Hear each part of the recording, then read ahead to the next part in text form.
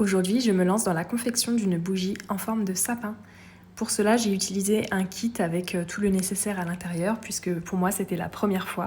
Donc il y avait vraiment tout, les huiles essentielles, le moule, bien évidemment le sac avec la cire, un petit support pour pouvoir poser la bougie à la fin et la mèche qu'il fallait couper en 4 parties égales.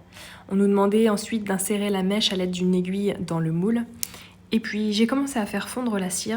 Il fallait la séparer en 2 parties pour pouvoir faire une partie blanche et une partie qu'on viendrait colorer.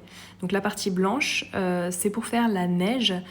Il fallait donc la mettre en premier dans le moule en faisant tourner le moule afin de pouvoir répartir un petit peu la cire blanche tout autour des bords du moule, mais en laissant bien évidemment apparaître la partie de la cire colorée qui sera donc avec un colorant vert et un petit peu de colorant noir, histoire d'avoir une jolie couleur sapin.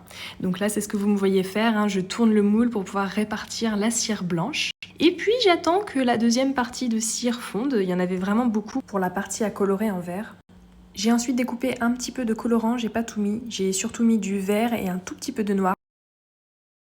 Et voilà, ça me donne une jolie couleur sapin et évidemment, je suis accompagnée de mon toutou Seiko. La cire a fini de fondre. La partie la plus délicate arrive. Il fallait mettre aussi les huiles essentielles. Ça, c'est la partie vraiment délicate, donc j'ai coupé parce que j'ai fini par en mettre partout, bien évidemment. Et voilà le résultat, un beau petit sapin de Noël pour venir décorer ma jolie table.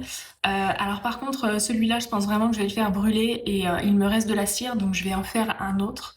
Parce que hier, j'ai fait une bêtise, j'ai pas attendu assez longtemps avant de le démouler et du coup, il y a plein d'endroits où ça s'est cassé comme là.